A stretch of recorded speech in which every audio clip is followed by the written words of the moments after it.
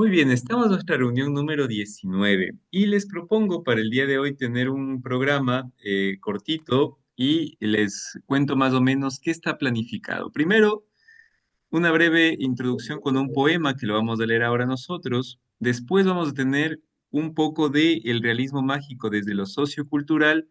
Nos metemos a leer previamente un resumen cortito sobre lo que habíamos ya leído el día jueves y tendremos la lectura del capítulo con la reflexión final y los análisis en grupo. Así que bueno, esa es un poco la propuesta para el día de hoy, así que vamos a comenzar. Entonces, bienvenidos a todas las personas que se van sumando, siéntanse a gusto y bueno, empezamos entonces con este bonito poema profundo también de María Granata.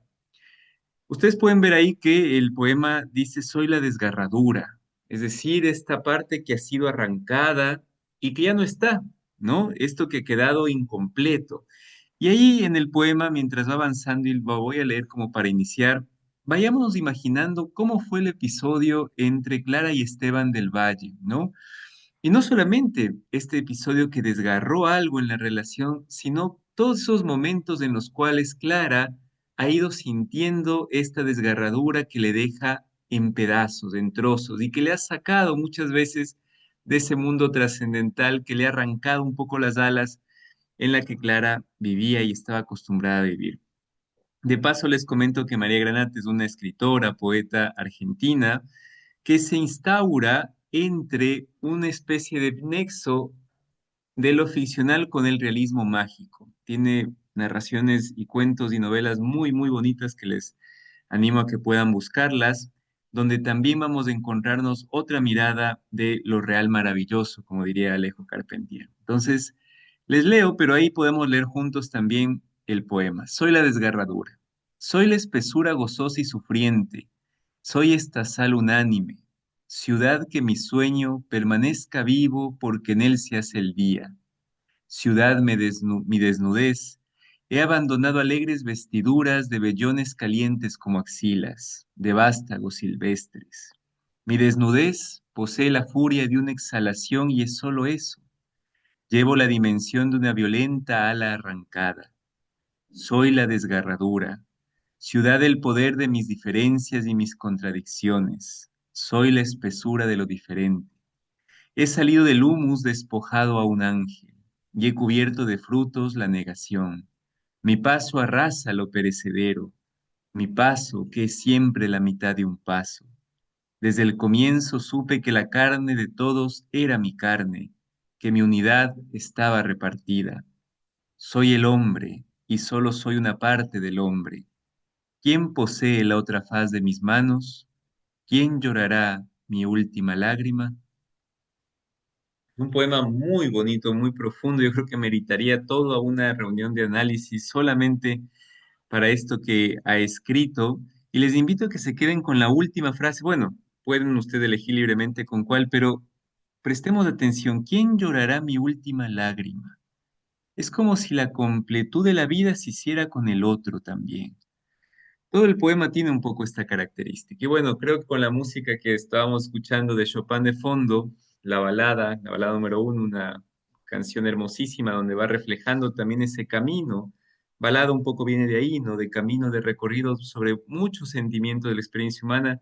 Creo que la conjunción de ambos crea una atmósfera y un ambiente hermosísimo. Así que bueno, y les invito a que puedan hojear a María Granata y de paso con ella entramos de lleno a lo que es el realismo mágico.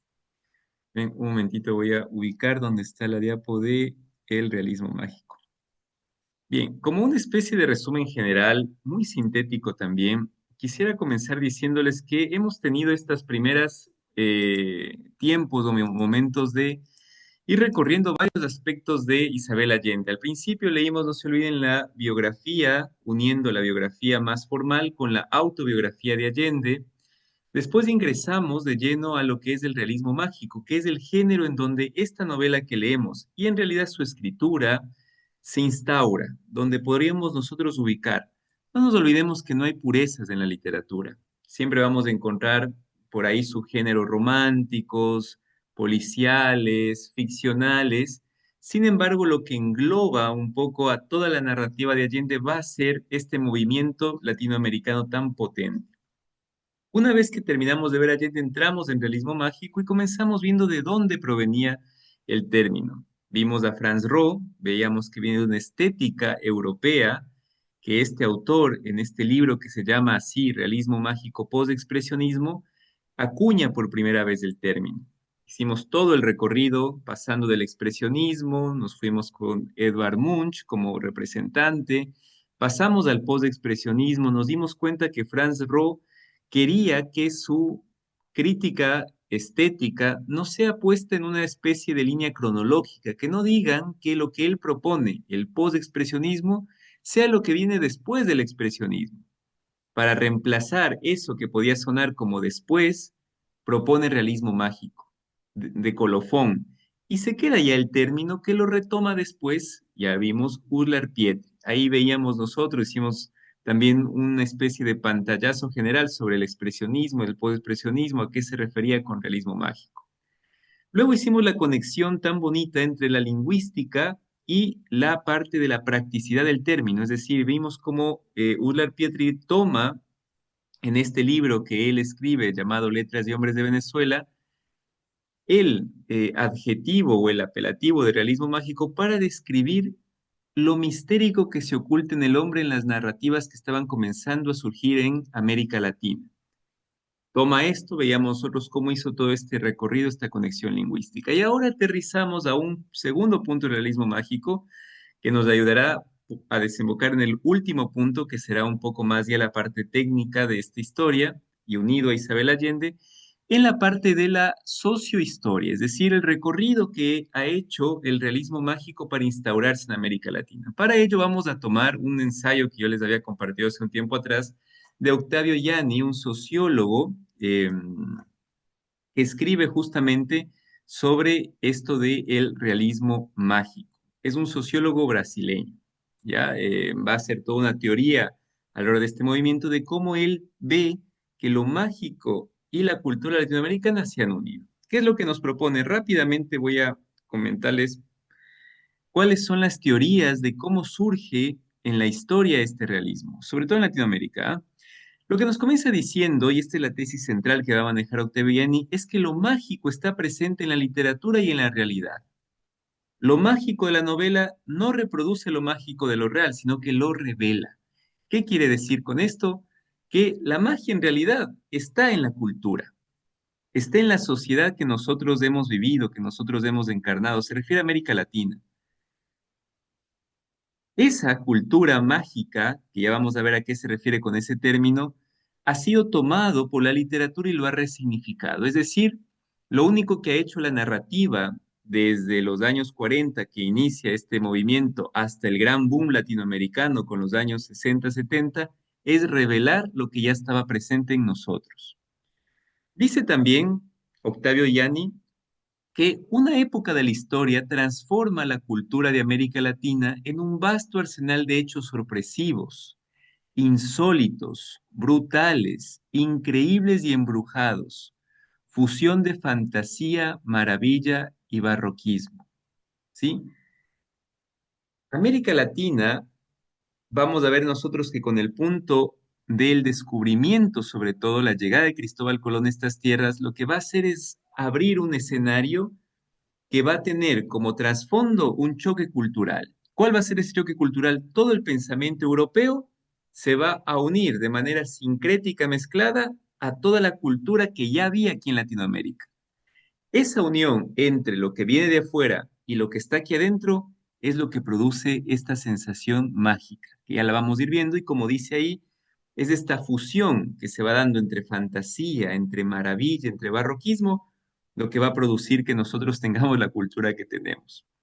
Entonces, este movimiento nuevo del realismo mágico, lo único que viene a hacer, dice Octavio Yanni, es superar el realismo social y crítico que ya estaba instaurado en América Latina y que comienza desde el inicios del siglo XX. Vamos a ir desarrollando un poco más estas ideas para que nos vaya quedando un poco claro. Nos dice a partir de una mirada sociohistórica, recordemos que no estamos frente a un crítico literario, estamos ante un sociólogo. Desde una mirada sociológica nos dice que el realismo mágico tiene 5 características. La primera, hay una desintegración de la lógica lineal. Ya no vamos nosotros a seguir un tiempo que viene a ser pasado, presente y futuro, sino que vamos justamente a unirnos a un periodo cíclico, como eran las culturas antiguas nuestras. Si nosotros recordamos a los incas, ¿cómo eran los calendarios lunares y solares, por ejemplo? Cíclicos de la cosecha, ¿no? Entonces, esa lógica lineal, el tiempo, un poco más occidental europea, se viene a romper, ¿no? Se desintegra en este realismo mágico. Ya vamos viendo nosotros que la circularidad es importante. Una segunda característica nos dice que hay una multiplicación y simultaneidad de los espacios de acción. ¿Qué quiere decir? Que tranquilamente se pueden ir superponiendo lugares que aparentemente son contradictorios, aquí se vuelven reales. Pensemos, por ejemplo, en las favelas de Brasil, ¿no? Lugares donde pueden convivir dos ambientes al cruzar una calle. Un ambiente rico versus un ambiente pobre, un ambiente de selva con un ambiente de desierto, un paisaje exuberante con un clima atroz o árido, ¿no? Es decir, esta simultaneidad de los espacios que se van integrando. Hay una polisemia también, va a decir, en los personajes, una cantidad de personas, de personalidades que van a ir significando distintas cosas en distintos momentos, en distintos lugares. Nosotros lo vemos en Isabel Allende, ¿no? Una misma persona capaz de representarse de distintas formas, la misma Clara. Clara en un tiempo es la mujer más trabajadora, más coherente, más centrada en la tierra, pero en otro momento la misma Clara viene a ser la persona más lunática que puede haber en el mundo. Esa polisemia, esa movilidad es propio del realismo mágico. Dice también que hay un dinamismo entre el narrador y lo narrado. Va jugando con esta imagen, ¿ya? Es decir, el narrador en un tiempo está contándonos algo en tercera persona y de repente, ¡pac!, se vuelve primera persona y se van confundiendo los espacios y una diversidad enorme de enfoques. Nosotros vamos a ver un mismo tema desde distintas miradas, desde la mirada más, podríamos nosotros decir, por ejemplo, lo que sucede en el feudo de las Tres Marías, la mirada más capitalista de Esteban, la mirada más compasiva quizá de Clara, la mirada más de reivindicación de derechos de Pedro III, se va a ir juntando. Toda esta amalgama para el autor, para Octavio Yanni, hace justamente al realismo mágico. Bien, entonces, una vez que delinea esta situación, nos dice que el paso del realismo social al mágico se da por el redescubrimiento de las culturas indígenas y negras, expresión de otro modo de cosmovisión y cosmogonía. Lo que nos dice es que si nosotros no hubiéramos redescubierto, en el buen sentido de la palabra, la pluralidad de culturas que habitan en nuestras tierras, este realismo mágico no hubiera podido salir a la luz. Y esto me parece bien importante. ¿Por qué? Porque el realismo mágico se está basando también en estas dimensiones que nosotros a veces cosmológicas y cosmogónicas que a veces dejamos a un lado. La hechicería, la santería, los fantasmas, el mal de ojo, los espíritus, las iglesias con el aire pesado, el aire más tranquilo, las culturas africanas con el vudú, por ejemplo, ¿no? Toda esa riqueza que nosotros tenemos como diversidad cultural va a ser el magma, el origen de este movimiento del realismo mágico. De ahí va a tomar los elementos, ¿ya? Entonces, estas cosmovisiones de la naturaleza, por ejemplo, de la Pachamama, todo esto se va a ir mezclando y va a permitir que este género literario surja, según Octavio Yanni. El realismo mágico nos sigue diciendo, puede ser lo maravilloso, lo fantástico, lo barroco, lo grotesco y puede ser social y crítico. Aquí se une toda la parte más fantasiosa a otro elemento de esto del realismo mágico, que es la parte crítica social. Todos los elementos que nosotros vamos a ir encontrando en narrativas que tienen que ver con el realismo mágico van a tener en algún momento que narrar la historia de América Latina, sobre todo el momento de dictaduras, de revoluciones, como nosotros mismos vemos ahora con Isabel Allende. Las categorías comunes del pensamiento se ven subvertidas, parodiadas o anuladas. Con esto quiere decir que esto que nosotros exportamos o heredamos de Europa, el positivismo, el racionalismo, el cientificismo, se va a ver parodiado por otra lógica que va a ser propia de nuestra cultura. Recordemos lo de y la invasión de hormigas. Viene un extranjero a decir que tiene que elaborar genéticamente para ver de qué manera rican las hormigas, y Pedro III, en cambio, ¿qué hace? Habla con ellas y le dice, por favor, aquí no son bienvenidas, váyanse. Y se van. Ahí está la parodia, ¿no? Del cientificismo que piensa que tiene todas las respuestas frente a la cultura. Les leo un poco lo que dice. El monólogo se desdobla en múltiple. El río gana una tercera orilla. El tirano habita la soledad del poder. El obsceno pájaro de la noche no abandona jamás el laberinto barroco en el cual fue transformado el convento decrépito y asombrado, reflejando lo grotesco de la narración oligárquica. Hay personas que están más allá de la vida, reaparecen después de muertas, otorgándole a los vivos la sombra de los páramos de otro mundo. El sentido común, el cartesianismo, el iluminismo, el positivismo, el catolicismo, el protestantismo, el calvinismo y otras modalidades de articulación o expresión del ser, todas heredadas de Europa, visiones del mundo son embrujadas, satanizadas, hechizadas, ridiculizadas, paganizadas. El realismo mágico es una expresión del paganismo que se alimenta en gran medida de la cultura y de la forma de ser del pueblo en América Latina. Así va describiendo Octavio Yanni la cultura en Latinoamérica. Lo mágico entonces, como tal, como género en la literatura que toma estos elementos que les estoy mencionando, inicia formalmente en el siglo XX, en los años 40. Nos va a decir algunos representantes que les leo para tenerlos mapeados y saber ya irnos ubicando dentro de la literatura. Dentro de los representantes que propone él está ficciones de Jorge Luis Borges. Yo no comparto, por ejemplo, ese criterio. No creo que ficciones sea realismo mágico. Sin embargo, él lo ubica a Borges como también parte de los inicios del realismo mágico. Yo no creo. El señor presidente de Miguel Ángel Asturias, El reino de este mundo de Alejo Carpentier, Pedro Páramo de Juan Rulfo, Grande Sertao de Veredas, de Joa Guimeras Rosa, Los ríos profundos de José María Arguedas, Cien años de soledad, El obsceno pájaro de la noche de José Donoso, Yo el supremo de Augusto Roa Bastos. Bueno, él delinea así un poquito el realismo mágico en Latinoamérica. Sin embargo, antes, en el siglo XIX en la colonia, hubo ya producción artística y varios descubrimientos que se fueron dando también, sobre todo con los primeros viajes y las primeras crónicas que narran cómo estos descubridores, sobre todo los diarios de Cristóbal Colón lo dicen, se topan con un mundo mágico en Latinoamérica. Y aquí les leo lo que pone Cristóbal Colón en una carta de Jamaica de 1503 citado por el Fondo de Cultura Económica. ¿Qué es lo que nos dice Cristóbal Colón? Tal vez se pueda decir que los relatos de los primeros viajeros, perdón, ¿dónde estoy? Acá estoy. Qué cosa maravillosa es el oro, dice Cristóbal Colón. El que tiene oro es dueño y señor de todo cuanto desee. Con el oro hasta las almas entran al paraíso. Por ejemplo, todo el sueño del dorado que se comienza a narrar a partir de esa narrativa, de lo espectacular, de lo maravilloso, de lo mágico, ¿no? Ahí ya comienza como a ver algunas partes. Y sigue diciendo que desde el descubrimiento se desató el deslumbramiento, nos dice Octavio, ¿no? En búsqueda de la fuente de la eterna juventud, el mítico Alvar Núñez Cabeza de Vaca exploró durante 8 años el norte de México en una expedición alucinante cuyos miembros se comieron unos a otros y solo sobrevivieron 5 de los 600 que la emprendieron.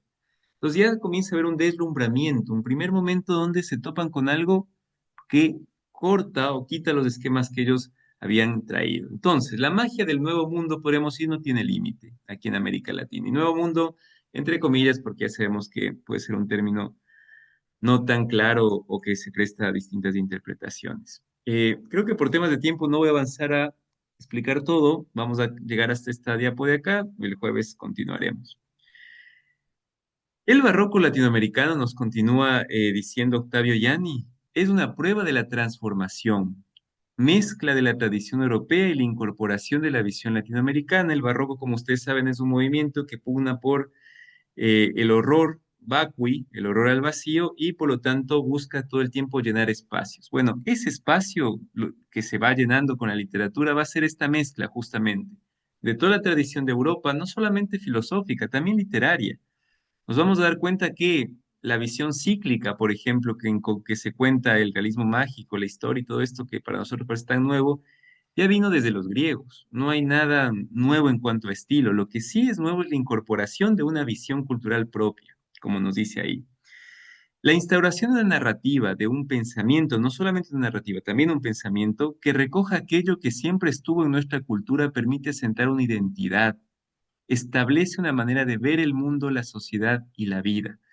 Esto también es importante porque yo les decía que en estos momentos donde uno necesita saber cuál es la identidad latinoamericana, uno de los pilares fundamentales con los cuales nosotros podemos definir quiénes somos es a través de la literatura del realismo mágico o de lo real imaginario, precisamente porque recoge nuestra cultura. Creo que no hace mucha falta aquí dar vueltas, ya lo leemos nosotros con Isabel Allende. Nos dice acá Octavio Yanni, con respecto a esta parte de aquí.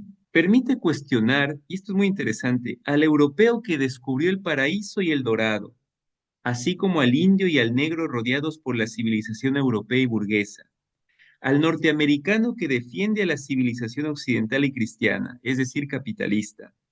Cuestionar también al sandinista que dice en su himno revolucionario que este gringo es enemigo de la humanidad. El deslumbramiento provocado por el descubrimiento de las creencias de los indígenas, negros y blancos, es decir, de los campesinos, mineros y obreros, permite el redescubrimiento del presente y del pasado.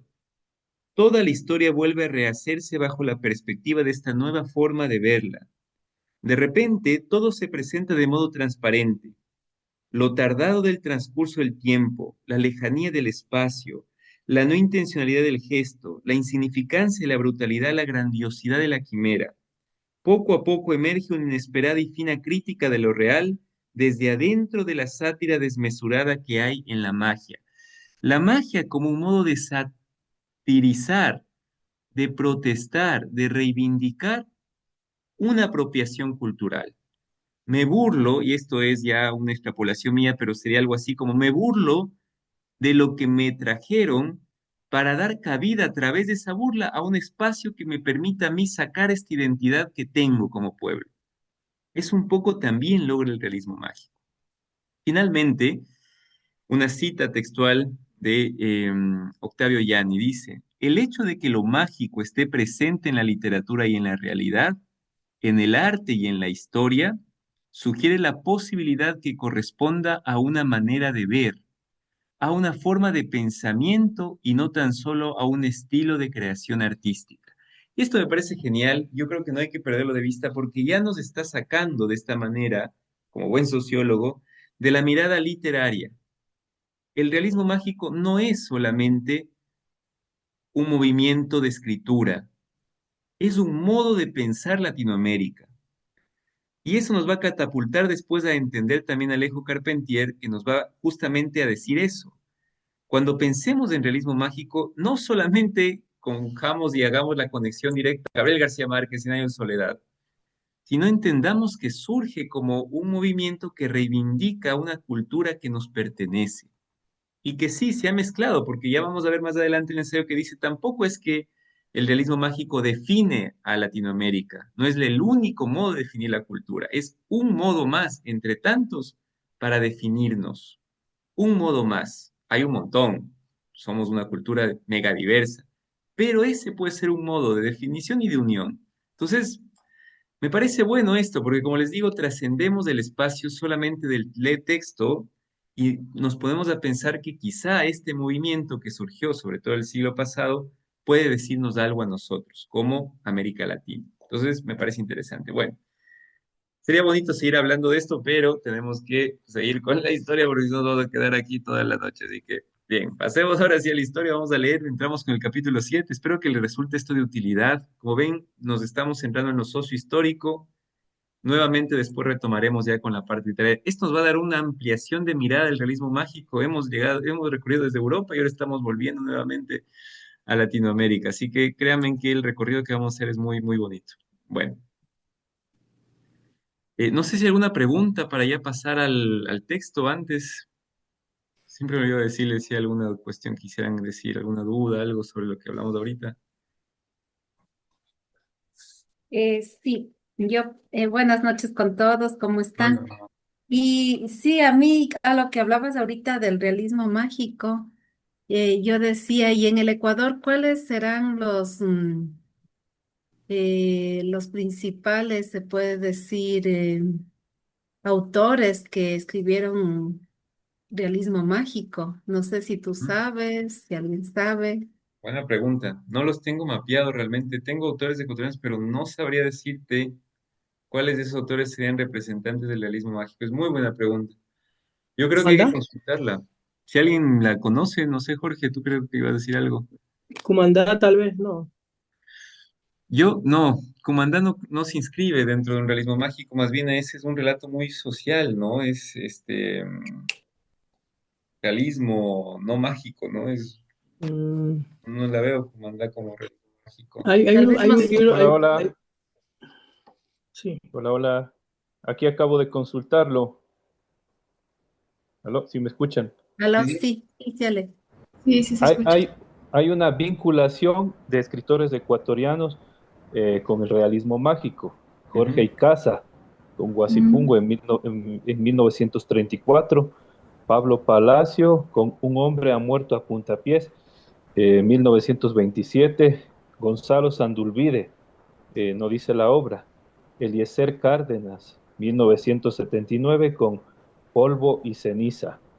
Gabriela Alemán, con la novela Pozo, El Pozo. Bueno, no hay, es una vinculación, pero directamente no se lo considera Sí, porque dice que más fue en México y en Colombia. yo no sé, Eso yo no pude sé cuál consultar es. ahorita. A Sí, mí me habría que ver. salió José de la Cuadra con obras como Los Angurimas y el cuento de Guaycitón. A ver, yo lo que les diría, bueno, habría que consultar en una fuente más fidedigna. Y yo no creo que ni Guasipungo, ni Un hombre muerto a puntapiés de Pablo Palacios sean realismo mágico realmente. Guasipungo es indigenismo puro, o sea que no tiene nada que ver con realismo mágico. En fin, vamos a estar especulando Vinculados, si, dice. No, no, no directamente. sí, no entremos del ámbito de la especulación, yo que les propongo es consultémoslo en fuentes fidedignas y de ahí vemos. Yo no tengo mapeado, es buena pregunta porque la verdad que no he mapeado a ningún ecuatoriano que esté vinculado con realismo mágico, pero lo consultamos. Irma, creo que querías agregar algo. sí, o sea, también no sé si sea realismo mágico, toca consultar como tú dices, Dani, pero Alicia Yanes Coxio. Hay un libro que se llama La Cofradía de la Virgen Pipona. Entonces, bueno, ella habla un poco de una virgen que se queda embarazada. No sé si por ahí el tema de realismo mágico. Y por ahí puede ir más Ajá. apegado, ¿no? Sí, sí, sí, sí, pero de ahí los otros autores que se mencionaron, no, yo no los pongo. Peor, Pablo Palacio con Hombre Muerto con es una locura, eso no es realismo mágico por ningún lado. Hay unas narrativas de Pablo Palacio que son impresionantes, si la pueden leer, léanlo, es muy bueno, pero tiene Lo unas muy... importante, lo Dicen, dale, dale. importante creo que después de la lectura de este libro, y, y con la retroalimentación que vamos teniendo, creo que estaríamos en la capacidad de identificar cuando leamos un libro de estos ecuatorianos, si es o no realismo mágico, ¿no? Eso es lo importante. Sí, sí, en realidad los elementos los tenemos, como ven, se va como construyendo, pero yo me voy a proponer consultar, a ver, con tu dato Irma y a ver si es que hay ecuatorianos y ecuatorianas que sean, no sé, que hayan escrito en base a género, que bueno, hayan tenido cierta relevancia, porque también recordemos que eh, es bien difícil instaurar como una crítica literaria frente a autores que no tienen mucha obra, por ejemplo, ¿no? Como diría Sartre, al artista se le hace en la acción. No puedo decir que alguien es representante del realismo mágico si escribió una obra, por ejemplo. O sea, si escribió un cuento de realismo mágico, no le hace representante del realismo mágico ecuatoriano. No sé si me hago entender. Es como, habría que ver si es que hay un escritor que tenga cierta relevancia en obras, por lo menos escritas, para decir, sí, bueno, este sería el representante de Ecuador. Porque si no, uno, ninguno. En fin, bueno. Pasamos si les parece bien. Entonces, pero gracias, Ana, por la pregunta, muy, muy valiosa. Yo me Bien, comprometo a investigar a ver qué sale. Sí, sí, sí. Para perfecto. aterrizar un Y poco si, acá en Ecuador. y si no hay, pues escribimos, porque hay mucho por escribir. Está bien, Que- sí, sí. Muy bien, listos. Entonces, para iniciar ya con la lectura del capítulo 7, lo que les propongo es leer nada más el resumen que faltó, un pedacito del resumen final de Esteban Hijo de Lado y Natalia Buquet del último capítulo que leímos, que fue el 6 que se llama La Venganza. Entonces, leo rápidamente para ya ahora sí pasar al texto. Esteban entonces enloquece de furia. Voy a leer, perdón, que corte lo último que habíamos nosotros leído. Esteban entonces enloquece de furia y golpea a su mujer en la cara, haciéndole sangrar la nariz y arrancándole algunos dientes. Clara escapa y se derrumba en los brazos de Pedro II. No vuelve a hablarle a su marido nunca más en su vida. A los 2 días parte junto a Blanca hacia la capital. Ese mismo día Pedro II también abandona la estancia. Esteban se queda solo y enloquecido por la ira. Pide a la policía y a toda la población que encuentren a Pedro III y se lo entreguen vivo y ofrece una recompensa por cualquier información. Así, un día aparece a su puerta Esteban García, el nieto de Esteban y Pancha García. Esta fue una pregunta que hicieron también, ahora me acuerdo por qué había escrito de retomar este resumen. No nos olvidemos de eso, ¿no? Esteban García es nieto de Esteban y Pancha García. Recuerden que Esteban y Pancha tienen un hijo. De ese hijo nace Esteban y bueno, Esteban, por lo tanto, consanguíneamente estaría emparentado con este Esteban violento, ¿no? Y tiene la relación de nieto. Se trata de un niño con tendencias sádicas que traerá la desgracia sobre la familia Trueba. Esteban García lleva a su abuelo hasta el aserradero donde se esconde Pedro III. Trueba lo encuentra ahí durmiendo y piensa en volarle la cabeza, pero prefiere no matarlo rápido para poder hacerle pagar sus culpas. Ese momento sirve a Pedro III para despertar y responder velozmente a la amenaza, haciendo saltar la escopeta de las manos de Esteban con un golpe. Pero el viejo Trueba toma entonces una hacha y la descarga contra el muchacho. Pedro bloquea el golpe y pierde 3 dedos. Antes de que su rival pueda volver a golpearlo, escapa de la casa, monta su caballo y se da a la fuga. Esteban tarda en recuperar aliento, dice alegrarse por no haber matado a Pedro, reconociendo por un momento que ha perdido el control. Luego regresa junto a Esteban García a la estancia. Cuando este último le pide su recompensa, Esteban le dice que no hay recompensa para los traidores delatores y luego se encierra en su casa. Esteban García se queda frente a la puerta cerrada llorando de rabia. Esta imagen es genial, ¿no? Llorando de rabia. Bien. No sé quién quisiera apuntarse para la lectura de hoy. Yo, por favor. Listo, Jorge. No sé si alguien más. Yo también. Irma. Y alguien más por ahí que quisiera, porque creo que avanzamos de la 3. Cari, buenísimo, muchas gracias. Listo. Iniciamos contigo entonces, Jorge. Déjame solamente comparto pantalla y arrancamos. Bien. Adelante. Capítulo Listo. 7 es simplemente, nada, nombrar que el capítulo lleva por nombre Los Hermanos, ¿no? Que ahí no Los lo hay. hermanos. Clara y Blanca llegaron a la capital con el lamentable aspecto de dos damnificadas. Ambas tenían la cara hinchada, los ojos rojos de llanto y la ropa arrugada por el largo viaje en tren. Blanca, más débil que su madre, a pesar de ser mucho más alta, joven y pesada, suspiraba despierta y sollozaba dormida, en un lamento ininterrumpido que duraba desde el día de la paliza.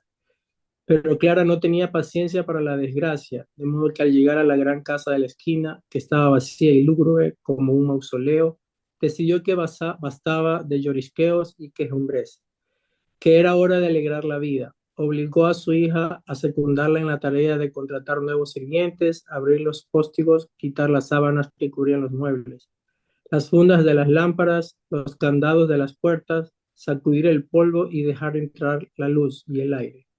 En eso estaban cuando invadió la casa el inconfundible aroma de las violetas silvestres y así supieron que las tres hermanas Mora, advertidas por la telepatía o simplemente por el afecto, habían llegado de visita.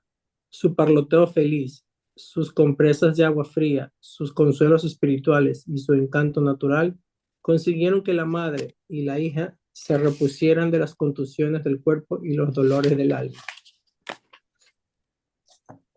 Habrá que comprar otros pájaros, dijo Clara mirando por la ventana, las jaulas vacías del jardín enmarañado, donde las estatuas del Olimpo se erguían desnudas y cargadas por las palomas.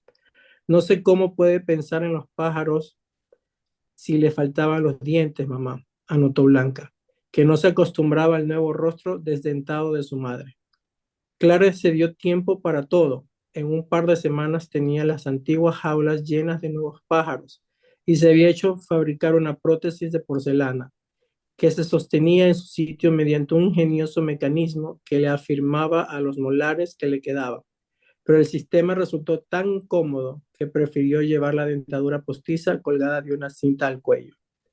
Se la ponía solo para comer y, a veces, para las reuniones sociales. Clara devolvió la vida a la casa, dio orden a la cocinera de mantener el fogón siempre encendido y le dijo que había que estar preparados para alimentar a un número variable de huéspedes. Sabía por qué lo decía. A los pocos días comenzaron a llegar sus amigas los rosacruces, los espiritistas, los teósofos, los acupunturistas, los telépatas, los fabricantes de lluvia, los peripatéticos, los adventistas del séptimo día, los artistas necesitados o en desgracia y, en fin, todos los que habitualmente constituían su corte. Clara reinaba entre ellos como una pequeña soberana alegre y sin dientes. En esa época empezaron sus primeros intentos serios para comunicarse con los extraterrestres y, como ella notó, tuvo sus primeras dudas respecto al origen de los mensajes espirituales que recibía a través del péndulo o de la mesa de tres patas. Se le oyó decir a menudo que tal vez no eran las almas de los muertos que vagaban en otra dimensión, sino simplemente seres de otros planetas que intentaban establecer una relación con los terrícolas, pero que, por estar hechos de una materia impalpable, fácilmente podían confundirse con las ánimas. Esa explicación científica encantó a Nicolás, pero no tuvo la misma aceptación entre las tres hermanas Mora, que eran muy conservadoras. Blanca vivía ajena a esas dudas. Los seres de otros planetas entraban para ella en la misma categoría de las ánimas y no podía, por lo tanto, comprender el apasionamiento de su madre y los demás por identificarlos. Estaba muy ocupada en la casa porque Clara se desentendió de los asuntos domésticos que el pretexto de que jamás tuvo actitud para ello.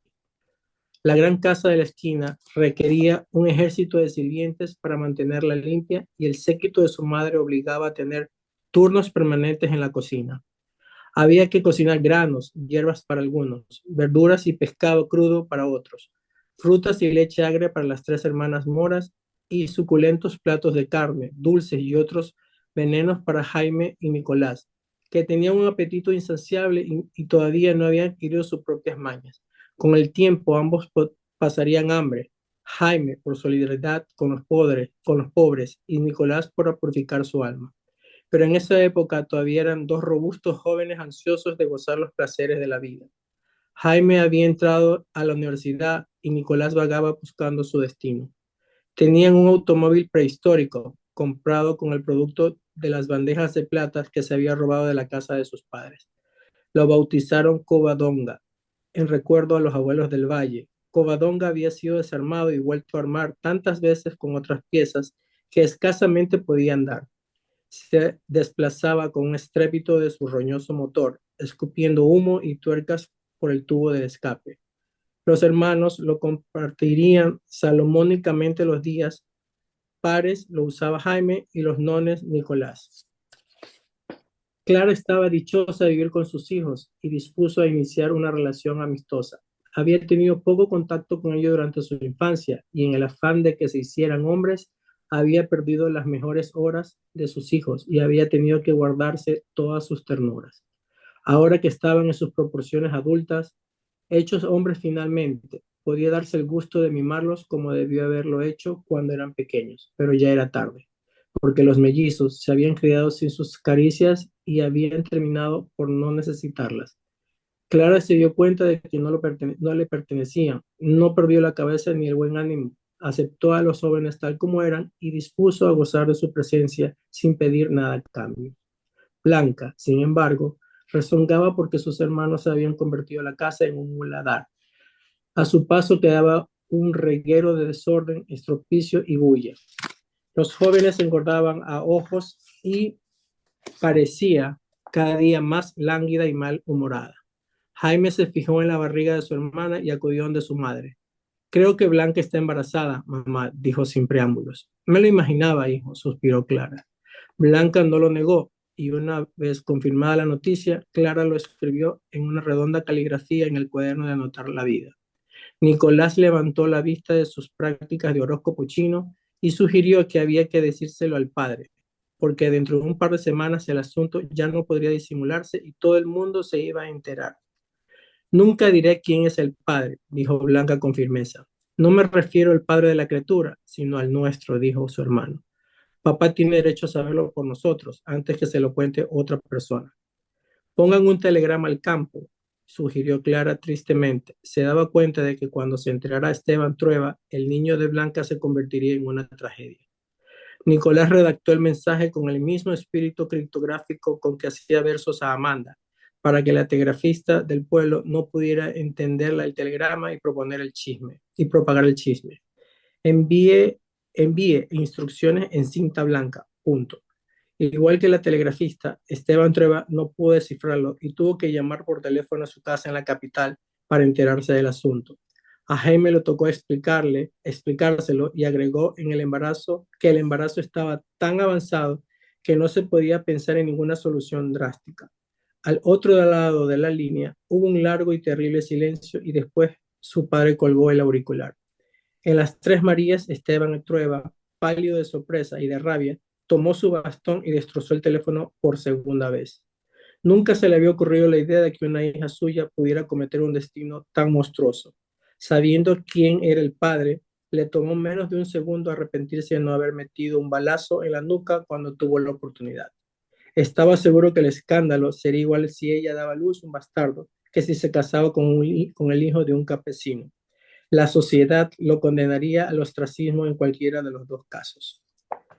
Esteban Trueba pasó varias horas rodando por la casa a grandes trancos, dando bastonazos a los muebles y a las paredes, murmurando entre dientes maldiciones y forjando planes descabellados que iban desde mandar a Blanca a un convento en Extremadura hasta matarla a golpes. Finalmente, cuando se calmó un poco, le vino una idea salvadora a la mente. Hizo ensillar su caballo y se fue al galope hasta el pueblo. Encontró a Jean de Signalle, a quien no había vuelto a ver desde la infortunada noche en que lo despertó para contarle los amoríos de Blanca, sorbiendo jugo de melón sin azúcar en la única pastelería del pueblo, acompañado del hijo de Indalecio Agiristizábal, que fifiriche acicalado que hablaba con voz antiplada y recitaba a Rubén Darío. Sin ningún respeto, Trueba le levantó al conde francés por las solapas de su impecable chaqueta escocesa y lo sacó de la confitería prácticamente en vilo. Ante las miradas atónitas de los demás clientes, plantándolo en el medio de la acera. Usted me ha dado bastantes problemas, joven. Primero sus malditas chinchillas y después mi hija. Ya me cansé. Vaya a buscar a sus pilchas porque se viene a la capital conmigo. Se va a casar con Blanca. No le dio tiempo a reponerse de la sorpresa. Lo acompañó al hotel del pueblo, donde esperó con la fusta en su mano y el bastón en la otra, mientras Jean de Sagny hacía sus maletas. Después lo llevó directamente a la estación y lo montó sin miramientos al tren.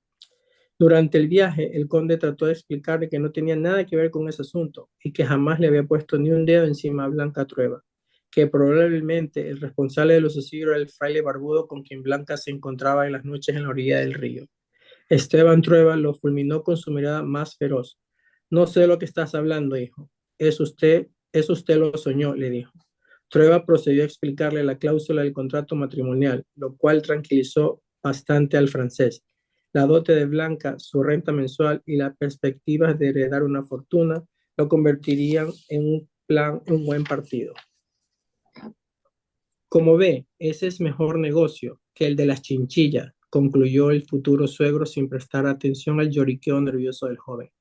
Así fue como el sábado llegó Esteban Trueba a la casa de la esquina con un marido para su hija desflorada y un padre para el pequeño bastardo. Iba echando chispas de rabia. De un manotazo volteó el florero con crisantemos de la entrada. Le dio un bofetón a Nicolás, que intentó interceder para explicar la situación y anunció a gritos que no quería ver a Blanca y que debería quedarse encerrada hasta el día del matrimonio. Clara no salió a recibirlo. se quedó en su habitación y no le abrió ni aun cuando él partió el bastón de plata a golpes contra la puerta. Gracias, Jorge. Ok. Gracias. Irma, te escuchamos. Adelante. Listo. La casa entró en un torbellino de actividad y de peleas. El aire parecía irrespirable y hasta los pájaros se callaron en sus jaulas.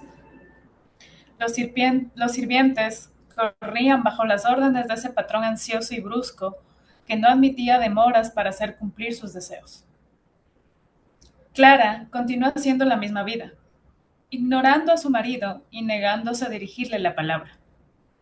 El novio, prácticamente prisionero de su futuro suegro, fue acomodado en uno de los numerosos cuartos de huéspedes, donde pasaba el día dándose vueltas sin nada que hacer, sin ver a Blanca y sin comprender cómo había ido a parar en ese folletín.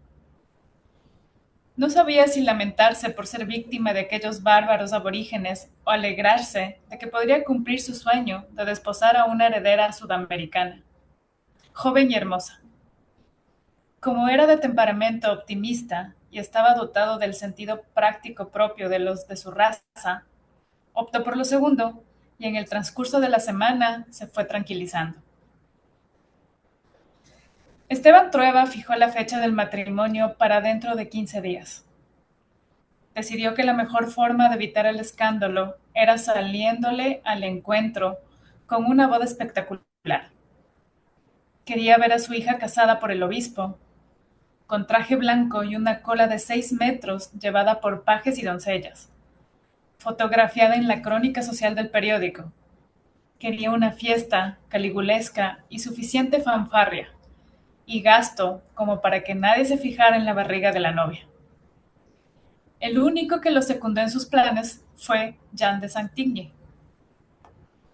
El día en el que Esteban Trueba llamó a su hija para mandarla al modisto a probarse el vestido de novia, fue la primera vez que la vio desde la noche de la paliza. Se espantó al verla gorda y con manchas en la cara. «No me voy a casar, padre», dijo ella. «Cállese», rugió él. «Se va a casar porque yo no quiero bastardos en la familia. ¿Me oye?»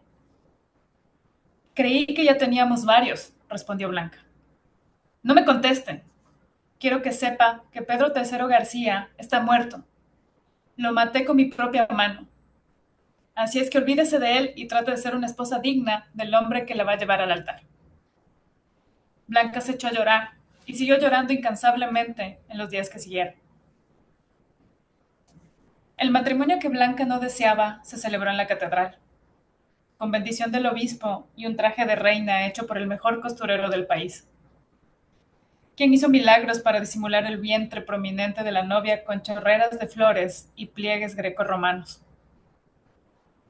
La boda culminó con una fiesta espectacular, con 500 invitados en traje de gala, que invadieron la gran casa de la esquina, animada por una orquesta de músicos mercenarios, con un escándalo de reses sazonadas con hierbas finas, mariscos frescos, caviar del Báltico, salmón de Noruega, aves trufadas, un torrente de licores exóticos, un chorro inacabable de champán, un despilfarro de dulces, suspiros, 1000 hojas, eclaires, empolvados, grandes copas de cristal con frutas glaseadas, fresas de Argentina, cocos de Brasil, papayas de Chile, piñas de Cuba y otras delicias imposibles de recordar. Sobre una larguísima mesa que daba vueltas por el jardín y terminaba en una torta descomunal de 3 pisos, fabricada por un artífice italiano originario de Nápoles, amigo de Jean de Santigny, que convirtió los humildes materiales, huevos, harina y azúcar, en una réplica de la Acrópolis coronada por una nube de merengue, donde reposaban 2 amantes mitológicos, Venus y Adonis, hechos con pasta de almendra teñida para imitar el tono rosado de la carne, el rubio de los cabellos, el azul cobalto de los ojos, acompañados por un cupido regordete, también comestible, que fue partida con un cuchillo de plata por el novio orgulloso y la novia desolada. Clara, que desde el principio se opuso a la idea de casar a Blanca contra su voluntad, decidió no asistir a la fiesta. se quedó en el costurero elaborando tristes predicciones para los novios, que se cumplieron al pie de la letra, como todos pudieron comprobar más tarde, hasta que su marido fue a suplicarle que se cambiara de ropa y apareciera en el jardín, aunque fuera por 10 minutos, para callar las murmuraciones de los invitados. Clara lo hizo de mala gana, pero, por cariño a su hija, se puso los dientes y procuró sonreír a todos los presentes. Jaime llegó al final de la fiesta, porque se quedó trabajando en el hospital de pobres donde empezaba sus primeras prácticas como estudiante de medicina. Nicolás llegó acompañado por la bella Amanda, quien acababa de descubrir a Sartre y había adoptado el aire fatal de las existencialistas europeas, toda de negro, pálida, con los ojos moros pintados con col, el pelo oscuro suelto hasta la cintura y una sonajera de collares, pulseras y zarcillos que provocaban conmoción a su paso. Por su parte, Nicolás estaba vestido de blanco, como un enfermero, con amuletos colgando al cuello. Su padre le salió al encuentro, lo tomó de un brazo y lo introdujo a viva fuerza en un baño, donde procedió a arrancar los talismanes sin contemplaciones. Vaya a su cuarto y póngase una corbata decente. Vuelva a la fiesta y pórtese como un caballero. No se le ocurra ponerse a predicar alguna religión hereje entre los invitados. Y diga a esa bruja que la acompaña que se cierre el escote, ordenó Esteban a su hijo. Nicolás obedeció, de pésimo humor. En principio era abstemio, pero de la rabia se tomó unas copas. Perdió la cabeza y se lanzó vestido a la fuente del jardín, de donde tuvieron que rescatarlo con la dignidad empapada. Blanca pasó toda la noche sentada en una silla observando la torta con expresión alelada y llorando, mientras su flamante esposo revoloteaba entre los comensales explicando la ausencia de su suegra con un ataque de asma y el llanto de su novia con la emoción de la boda. Nadie le creyó. Jean de Santigny le daba a Blanca besitos en el cuello, le tomaba la mano y procuraba consolarla con sorbos de champán y langostinos elegidos amorosamente y servidos de su propia mano. Pero todo fue inútil. Ella seguía llorando. A pesar de todo, la fiesta fue un acontecimiento, tal como había planeado Esteban Trueba.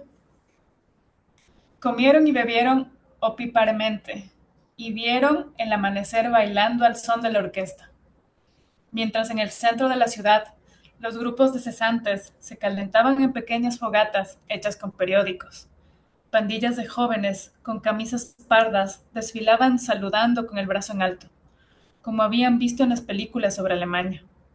Y en las casas de los partidos políticos se daban los últimos toques de la campaña electoral. Gracias, Irma. Muchas gracias. ¿Listo? Cari, terminamos contigo, por favor. Van a ganar los socialistas, había dicho Jaime, que de tanto convivir con el proletariado en el hospital de pobres andaba alucinado. No, hijo, van a ganar los de siempre, había replicado Clara, que lo vio en las barajas y se lo confirmó su sentido común. Después de la fiesta, Esteban Trueba se llevó a su yerno a la biblioteca y le extendió un cheque. Era su regalo de boda. Había arreglado todo para que la pareja se fuera al norte, donde Jean de Santigny pensaba instalarse cómodamente a vivir de las rentas de su mujer, lejos del comentario de la gente observadora que no dejaría de reparar en su vientre prematuro. Tenía en mente un negocio de cántaros, diaguitas y momias indígenas. Antes que los recién casados abandonaran la fiesta, fueron a despedirse de su madre. Clara llevó aparte a Blanca, que no había parado de llorar, y le habló en secreto. Déjate de llorar, hijita. Tantas lágrimas le harán daño a la criatura, y tal vez no sirva para ser feliz, dijo Clara. Blanca respondió con otro sollozo. Pedro III García está vivo, hija, agregó Clara. Blanca se tragó el hipo y se sonó la nariz. ¿Cómo lo sabe, mamá? Preguntó. Porque lo soñé, respondió Clara. Eso fue suficiente para tranquilizar a Blanca por completo. Se secó las lágrimas, enderezó la cabeza y no volvió a llorar hasta el día en que murió su madre, 7 años más tarde, a pesar de que no le faltaron dolores, soledades y otras razones. Separada de su hija, con quien siempre había estado muy unida, Clara entró en otro de sus periodos confusos y depresivos. Continuó haciendo la misma vida de antes, con la gran casa abierta y siempre llena de gente, con sus reuniones de espiritualistas y sus veladas literarias, pero perdió la capacidad de reírse con facilidad, y a menudo se quedaba mirando fijamente al frente, perdida en sus pensamientos. Intentó establecer con Blanca un sistema de comunicación directa que le permitiera obviar los atrasos del correo, pero la telepatía no siempre funcionaba y no había seguridad de la buena recepción del mensaje. Pudo comprobar que sus comunicaciones se embrollaban por interferencias incontrolables y se entendía otra cosa de lo que ella había querido transmitir. Además, Blanca no era proclive a los experimentos psíquicos, y a pesar de haber estado siempre muy cerca de su madre, jamás demostró ni la menor curiosidad por los fenómenos de la mente. Era una mujer práctica, terrenal y desconfiada, y su naturaleza moderna y pragmática era un grave obstáculo para la telepatía. Clara tuvo que resignarse a usar los métodos convencionales. Madre e hija se escribían casi a diario, y su nutrida correspondencia reemplazó por varios meses a los cuadernos de anotar la vida. Así se enteraba Blanca de todo lo que ocurría en la gran casa de la esquina, y podía jugar con la ilusión de que todavía estaba con su familia, y que su matrimonio era solo un mal sueño. Ese año los caminos de Jaime y Nicolás se distanciaron definitivamente, porque las diferencias entre ambos hermanos eran irreconciliables. Nicolás andaba esos días con la novedad del baile flamenco, que decía haberlo aprendido de los gitanos en las cuevas de Granada, aunque en realidad nunca había salido del país. Pero era tal su poder de convicción que hasta en el seno de su propia familia comenzaron a dudar. A la menor provocación ofrecía una demostración. Saltaba sobre la mesa del comedor, la gran mesa de encina que había servido para velar a Rosa muchos años antes y que Clara había heredado, y comenzaba a batir palmas como un desenfrenado, a zapatear espasmódicamente, a dar saltos y gritos agudos hasta que conseguía atraer a todos los habitantes de la casa, algunos vecinos y en una ocasión a los carabineros, que llegaron con los palos desenfundados, embarrando las alfombras con las botas, pero que terminaron como todos los demás, aplaudiendo y gritando olé. La mesa resistió heroicamente, aunque al cabo de una semana tenía la apariencia de un mesón de carnicería usado para descuartizar becerros. El baile flamenco no tenía ninguna utilidad práctica en la cerrada sociedad capitalina de ese entonces, pero Nicolás puso un discreto anuncio en el periódico anunciando sus servicios como maestro de esa fogosa danza. Al día siguiente, una alumna, y a la semana, se había corrido el rumor de su encanto. Las muchachas acudían en pandillas, al comienzo avergonzadas y tímidas, pero él comenzaba a revolotearles alrededor, a zapatearles enlazándolas por la cintura, a sonreírles con su estilo de seductor y al poco rato conseguía entusiasmarlas. Las clases fueron un éxito. La mesa del comedor estaba a punto de deshacerse en astillas. Clara empezó a quejarse de jaqueca, y Jaime pasaba encerrado en su habitación tratando de estudiar con dos bolas de cera en las orejas. Cuando Esteban Trueba se enteró de lo que ocurría en la casa durante su ausencia, montó en justa y terrible cólera y prohibió a su hijo usar la casa como academia de baile flamenco o de cualquier otra cosa. Nicolás tuvo que desistir de sus contorsiones, pero la experiencia le sirvió para convertirse en el joven más popular de la temporada, el rey de las fiestas y de todos los corazones femeninos, porque mientras los demás estudiaban, se vestían con trajes grises cruzados y se cultivaban el bigote al ritmo de los boleros, él predicaba el amor libre, citaba a Freud, bebía Pernod y bailaba flamenco. El éxito social, sin embargo, no consiguió disminuir su interés por las habilidades psíquicas de su madre. Trataba inútilmente de emularla. Estudiaba con vehemencia, practicaba hasta poner en peligro su salud y asistía a las reuniones de los viernes con las tres hermanas Mora, a pesar de la prohibición expresa de su padre, que persistía en su idea de que esos no eran asuntos de hombres. Clara intentaba consolarlo de sus fracasos. Gracias, Cari. Listo. Muy bien, vamos a llegar hasta ahí. Me da risa La novia Amanda, seguidora de Sartre, y él, seguidor de Freud. ¿No? Paradójico, bueno. Vamos a reunirnos un ratito en salas. Estamos 10, 11. Vamos a hacer dos salas. Entonces ahí le voy a pedir a Alex que nos ayude con la una y yo me voy para la otra. Vamos a estar 5 5. Así que, bueno, déjame solo le cambio el Alexis de la sala. Ya. Listo, nos encontramos entonces, gente, en la sala principal. Ahí nos estamos viendo. No, no se fueron todavía, ¿no? No. Ahí ya deben irse. Listo.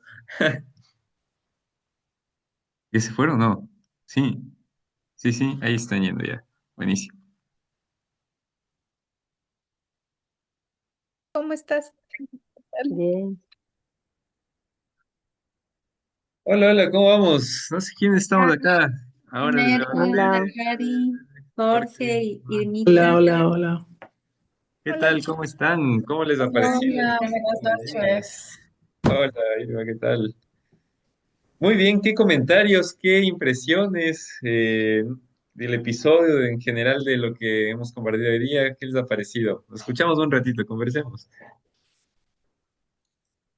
Sigue siendo el padre prepotente, déspota, y que se tiene que hacer lo que él quiere que se haga por un tema de, de tapar lo que en realidad todo el mundo ya puede saber, tal vez, ¿no?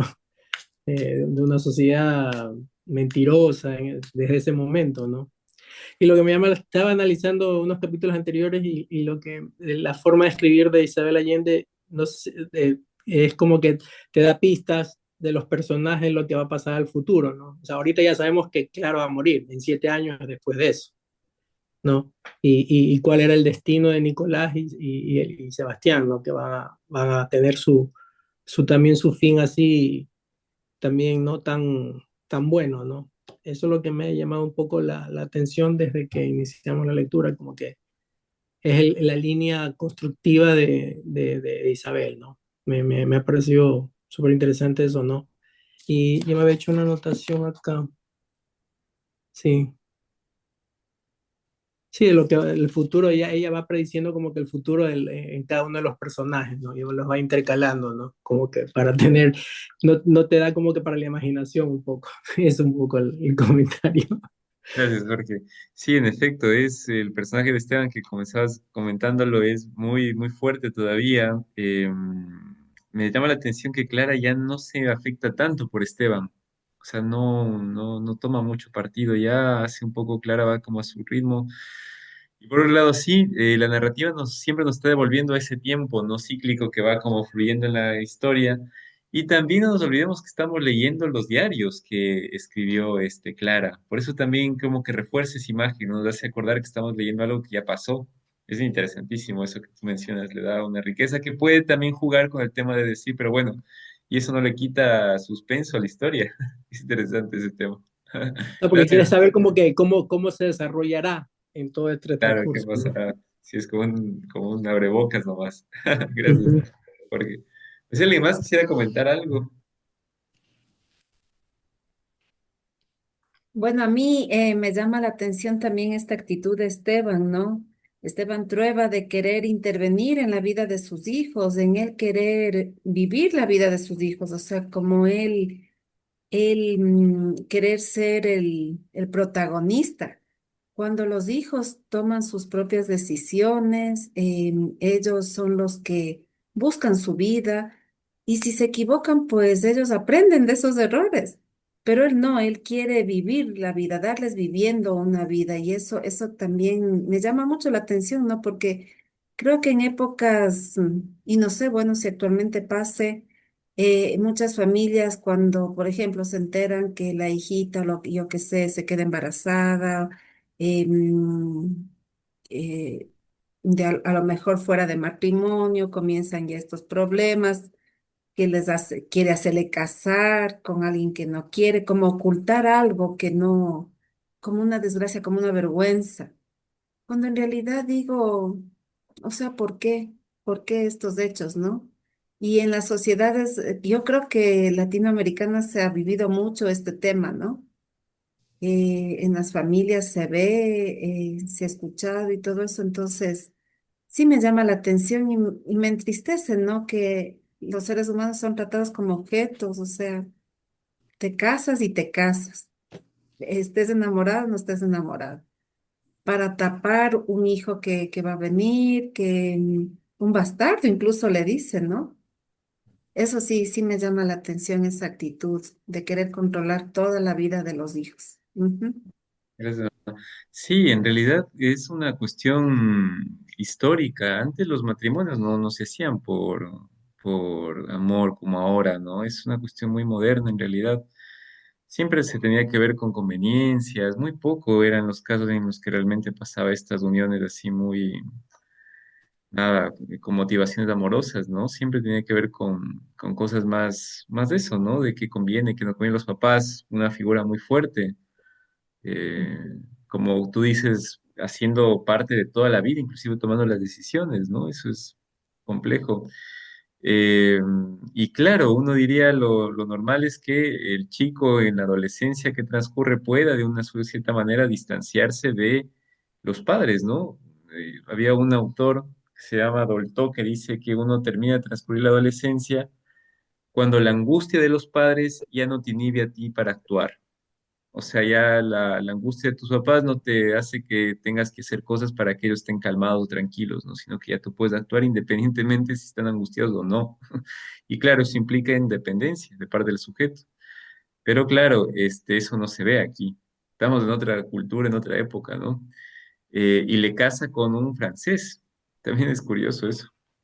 Sí. Sí, Complejo, el ¿no? tema, Gracias. sí. El tema también se ve en el tema del hijo, ¿no? Que le gusta el flamenco, que le gusta este tipo de arte, se puede decir, ¿no? Él se opone.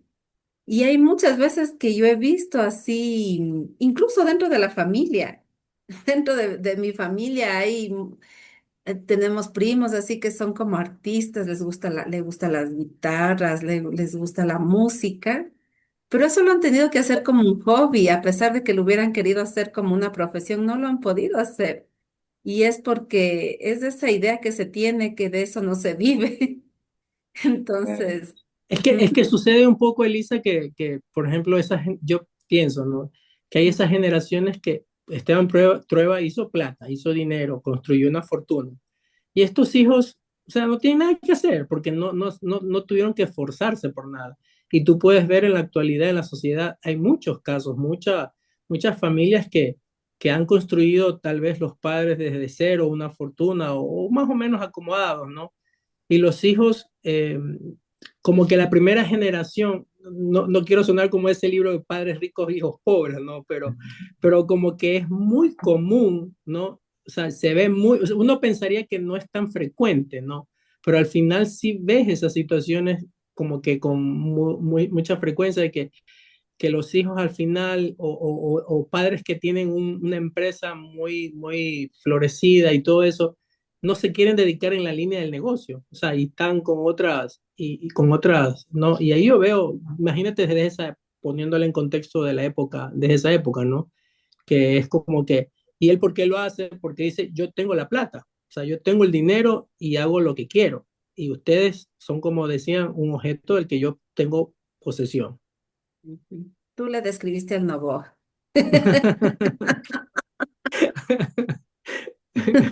Ay, Lobita. Muy bien. No sé si Irma, Nere, Cari quisieran comentar algo. Muchas gracias. Hola, Hola, bueno, Nere. yo me uno a los tiempos, Bienvenido. pero cada vez que me encuentro siento que está cada vez interesante el libro, ¿no? Y las reflexiones que ustedes sacan me encantan.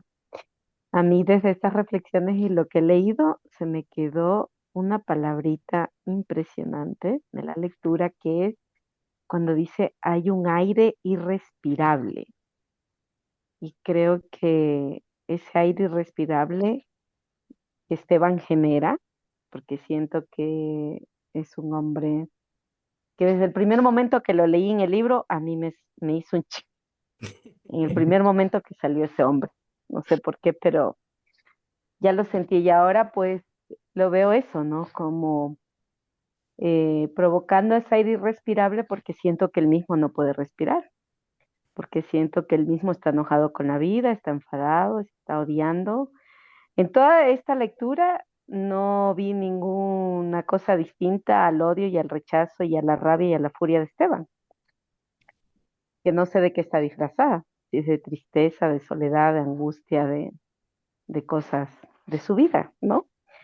Pero siento que eh, esto que provoca él, por un lado sí, ante sus hijos, em, una falta de autonomía desde pequeños, una dependencia absoluta, falta de su propia confianza básica de parte de ellos y de una aceptación, no por decisión, ¿no? Sino porque eso, como que no estoy decidiendo en mi vida y dejo que otros decidan en mi vida o que se hagan, ¿no? Con mucho dolor, ¿no? Porque yo creo que su hija, o sea, es un infierno lo que está viviendo.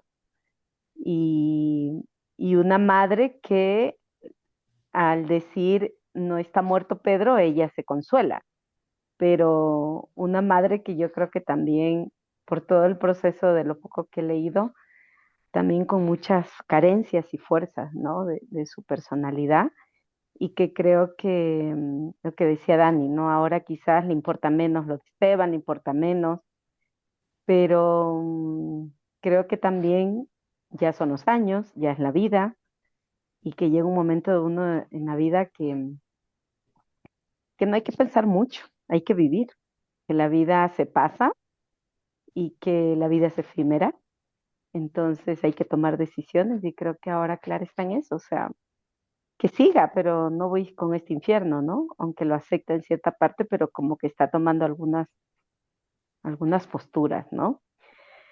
Claro que sí es triste porque tampoco tiene la suficiente autonomía para poder ayudar a la hija en este proceso, ¿no? Mm. O sea, creo que eso es algo que también me queda ahí grabado porque siento que es algo en Latinoamérica que es como de generación en generación y es como siempre hay una víctima, un victimario, siempre una mujer sumisa, un hombre machista, siempre al revés, o sea, pero no hay como esta ruptura, ¿no? Por eso cuando la Elisa preguntó al inicio, cuando hacía Dani la reflexión de cuáles son los libros de realismo mágico del Ecuador, me quedé así, yo sí quiero leer, o sea, porque en realidad siento que nuestra Latinoamérica, nuestra vida, mi familia en especial, creo que tiene todo esto, ¿no? Como la gente. Mm. Entonces, como que me gustaría así, ¿no? Mirar también desde allí el por qué suceden muchas cosas en la familia, porque es como que se dan estas constelaciones, ¿no? De o sigues o cierras y cambias, ¿no? Cambias. Y siento pues que este Esteban en este capítulo en realidad, o sea,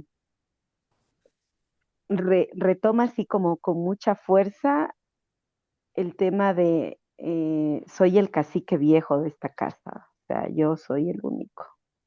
Y ese cacique también hace que todo el pueblo gira alrededor, como muchas bodas en el Ecuador, ¿no? Hermosas, gigantes, fantasiosas, y que pareciera que la familia perfecta es tener mamá y papá, cuando en realidad cada vez me parece un engaño. Y siento que hay muchas trabas, siento que hay mucha mentira por una familia perfecta. La familia perfecta no existe. Y creo que más bien hay que abrirnos, o por lo menos yo siento que cada vez me abro más, que cuando hay separaciones sanas es porque hay adultos maduros y sanos. Cuando hay separaciones eh, que sufren mucho los niños es porque hay personas inmaduras. Igual, cuando hay matrimonios que parecen ser que es lo mejor, está oculto muchas cosas. Y siento que eso también ha esclavizado nuestro Ecuador. Ujú. Entonces, eso, chicos, quedo con muchas cosas ahí. Gracias, Nere. Qué bonito. Has traído muchas reflexiones y te agradezco por eso, porque enriqueces mucho la lectura. mucho desde un lado existencial y muy atinado a lo que vamos viviendo como en la historia. De lo que vas como narrando, yo también me quedo con la imagen de Clara, ¿no? Como tú decías, es una imagen paradojal, porque por un lado, en ella se encarna también una genealogía pasada y futura, y es como las constelaciones que tú vas nombrando, y por otro lado también se encarna la ruptura ahora, pero a su edad, también a su vejez, ¿no? Entonces se vuelve una figura contradictoria en cierto sentido, dentro de la narrativa también, un tiempo depresiva, ya vemos nosotros ese adjetivo con la que le describe, ¿no? Es una mujer que volvió a la depresión una vez que se va la hija. Es decir, que este mundo un poco de silencio, así, que parece tan trascendental y que está volando, también encierra tristeza, ¿no? Es del lado contrario de Esteban. A mí me parece interesantísimo recorrer la ética de los personajes porque la tristeza de Esteban se refleja en ira, la de Clara en depresión, que son las dos caras de la tristeza, ¿no? La imposibilidad de ver con alegría la vida. Cuando uno tiene imposibilidad de sentir alegría frente a la vida, experimenta o ira o tristeza.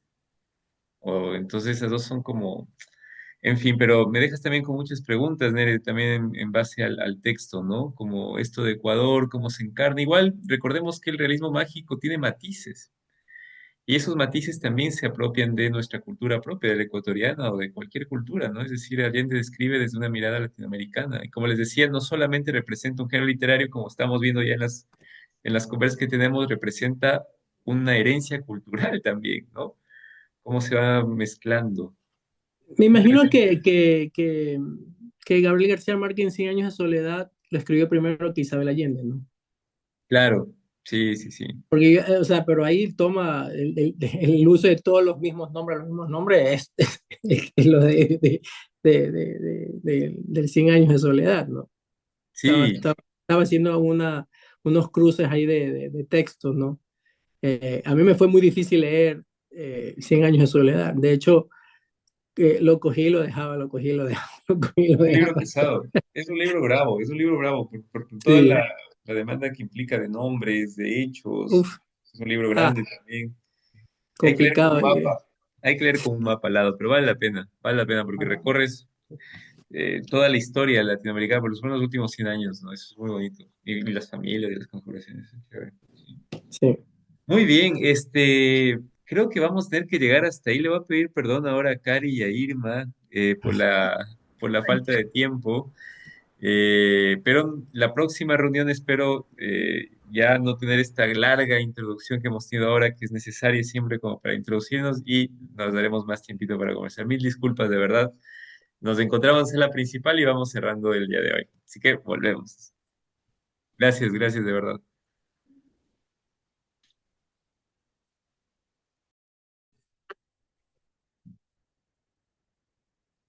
Muy bien, me queda pendiente esta duda del realismo mágico ecuatoriano. Yo la verdad voy a consultar.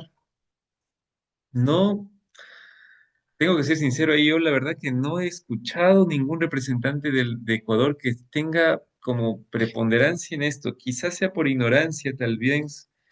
No he visto en textos tampoco que hablen sobre el realismo mágico ecuatoriano, pero debe haber, me imagino que debe haber, ¿no? Los autores que ustedes han mencionado antes. Yo no les demarcaría en ese género, más bien tiene que ver con realismo social, indigenismo, pero como por ahí decían, tiene que haber, así que voy a consultar. Si es que veo que hay alguna obra, la hojearé, la leeré en la medida de lo posible y les contaré a ver qué tal, pero veamos, vamos a ver si es que encontramos por ahí algún autor, quizá incluso actual puede estar escribiendo realismo mágico, ¿no? Pero la verdad que estoy sin esa info. Así que bueno, igual si alguien quiere consultar o puede y tiene datos, justo, así que todo bienvenido. Sí, sí, sí. Bueno, vamos a esperar un ratito, creo que ya volvemos. Ahí está Estrellita. Sí, ¿Quiero decir algo, Alexado? Sí. no, llegamos, Ah, ya. llegamos a la sala principal. Bueno, yo les quiero dar gracias por la reunión de hoy día. Disculpas por la larga introducción que hemos tenido sobre el tema social y sociohistórico. El día jueves va a ser muy cortito ya porque nos falta una parte chiquitita y arrancamos con la lectura y nos damos tiempo para conversar. Ahí Irma y Karen en mi sala no pudieron conversar, así que bueno, disculpas. Y algo más les quería comentar. La siguiente semana empezamos con el juego de Repentier, vamos a leer y déjenme parar un ratito la grabación porque ya esto es extra junco.